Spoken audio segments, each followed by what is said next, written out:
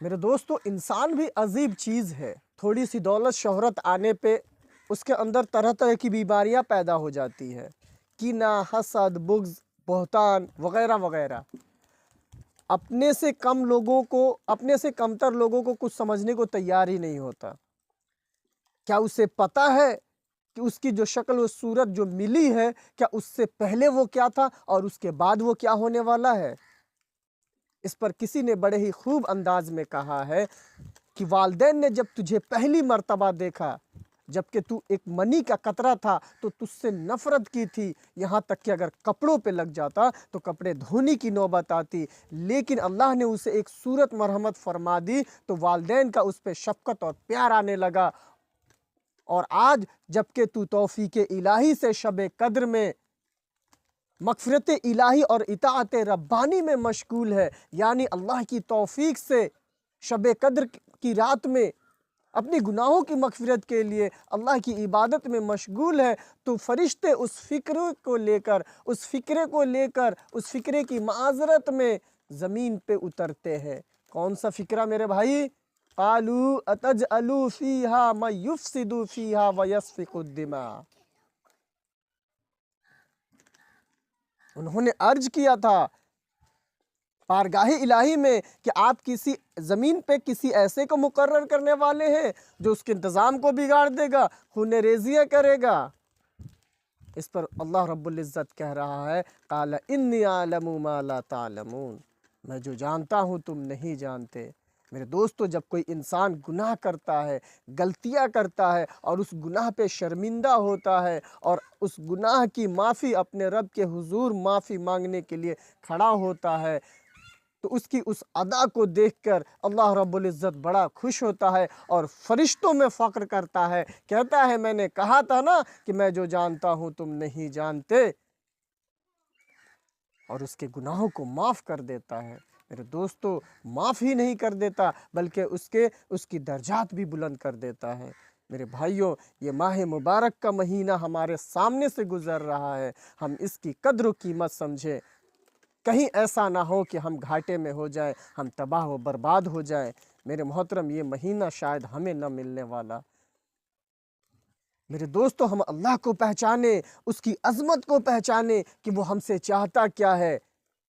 ہمارا اللہ ہم سے یہ نہیں چاہتا کہ میرا بندہ صبح سے شام تک میرے آگے سجدے میں رہے۔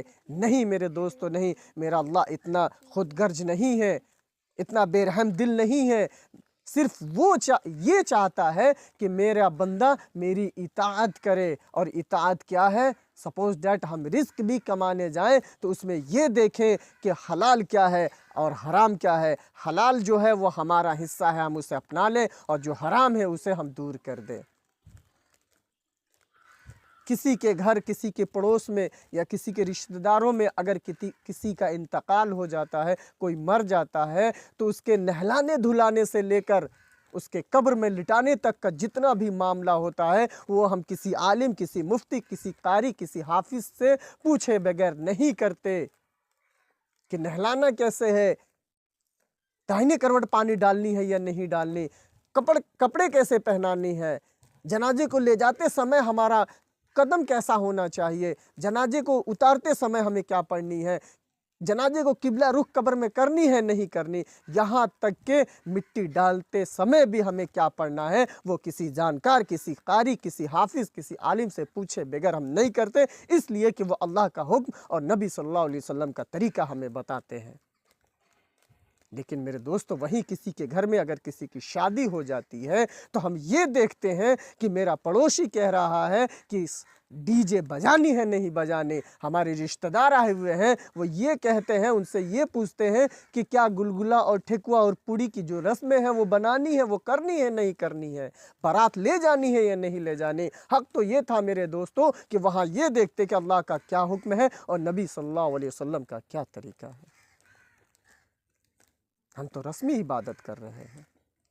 میرے دوستو، ہمیں اندر سے خود کو بدلنا ہوگا، جب جا کے ہمیں وہ اثر دکھے گی۔ میرے دوستو، رمضان المبارک کا مہینہ ہمارے سامنے سے گزر رہا ہے، ہم اس پہ فکر کریں کہ یہ مہینہ ہمارے لیے بخشش کا ذریعہ بن جائے، بخشش کا مہینہ بن جائے۔ وَالرُّوحُ فِيهَا، اس رات جبرائیل علیہ السلام فرشتوں کی جماعت لے کر اترتے ہیں۔ بِإِذْنِ رَبِّهِمْ مِنْ كُلِّ أَمْرٍ، فرشتے اپنے پروردگار کے حکم سے ہر امر خیر کو لے کر زمین پہ نازل ہوتے ہیں۔ سلام ہی حتی مطلع الفجر، سراپا سلامتی کی ہے وہ رات، خیر کی ہے وہ رات۔ اس رات فرشتے مومنوں پہ سلام کرتے رہتے ہیں۔ وہ رات انہی خیر و بابرکت کے ساتھ طلوع فجر تک رہتا ہے۔ ایسا نہیں ہے کہ اس کا آدھا حصہ خیر و برکت والا ہو اور باقی حصہ نہ ہو، یا پھر رات کا کچھ حصہ خیر و برکت والی ہو اور باقی حصہ نہ ہو۔ نہیں میرے دوستو، طلوع فجر تک اس کی خیر و برکت ظہور رہتا ہے۔